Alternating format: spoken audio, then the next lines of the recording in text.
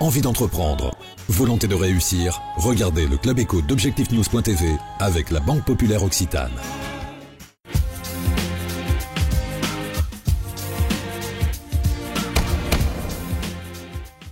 Bonsoir, bienvenue dans le Club Écho d'Objectifnews.tv. Nous recevons ce soir Hervé Schlosser, bonsoir.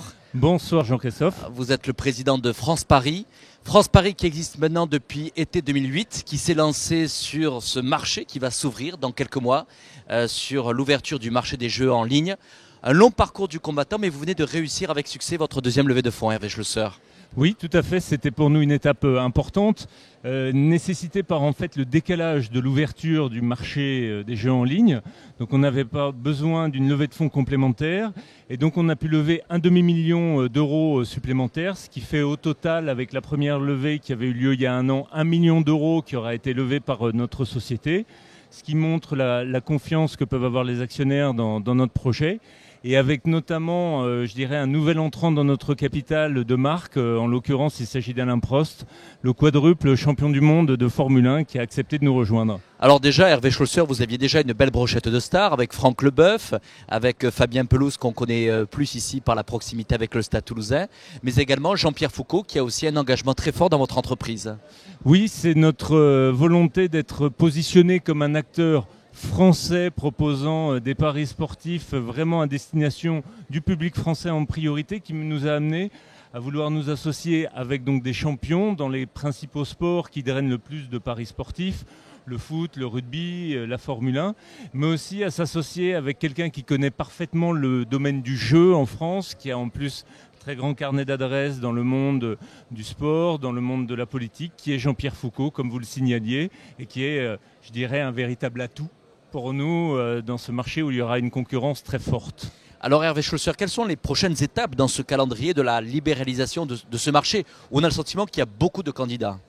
Oui, alors l'objectif du gouvernement, c'est que le marché puisse s'ouvrir pour la Coupe du Monde de football qui démarre le 11 juin prochain en Afrique du Sud, première Coupe du Monde en Afrique.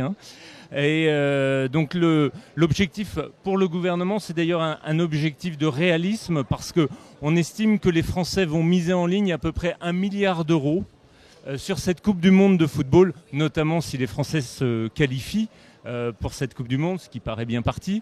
Et donc pour le gouvernement, l'alternative est assez simple. Soit le marché ne sera pas ouvert et les Français iront parier ce milliard sur des sites étrangers sur lesquels le gouvernement ne prélèvera aucune taxation.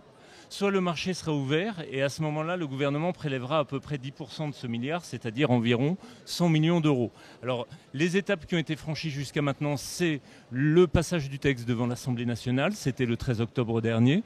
Le texte doit maintenant passer devant le Sénat en janvier prochain pour une promulgation qui est attendue aux alentours du mois de mars.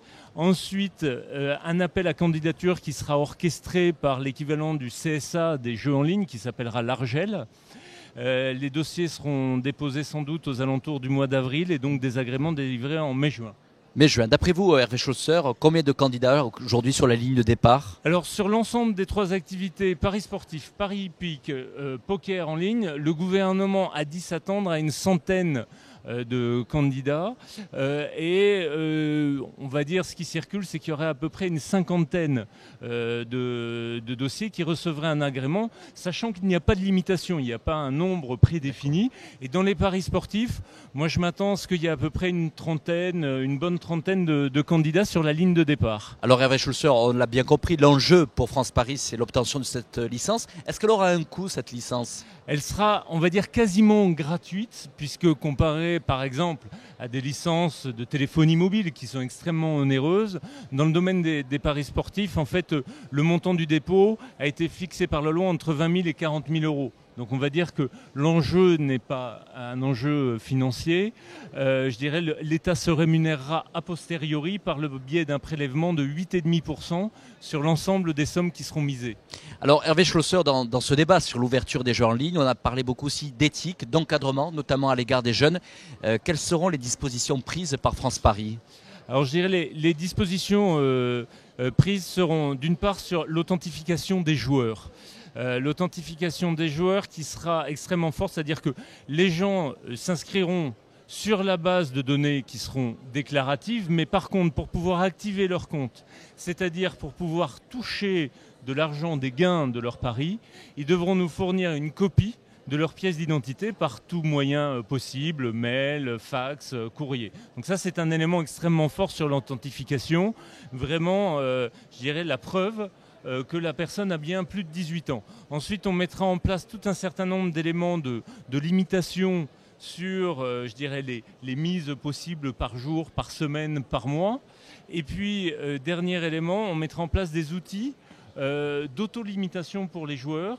Par exemple, les joueurs pourront se fixer d'entrée un montant maximal de paris par semaine ou par jour, et puis pourront se fixer une limite dans le temps, dire par exemple, sur les 72 prochaines heures, je m'interdis de refaire des paris. Voilà, donc c'est un petit peu l'ensemble de notre processus et de notre démarche là-dessus. Merci Hervé Scholzer. En tous les cas, on vous souhaite beaucoup de succès pour l'obtention de cette licence en 2010.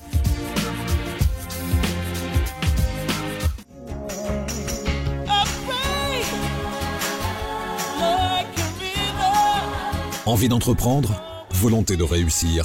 C'était le Club Éco d'Objectif News.tv avec la Banque Populaire Occitane.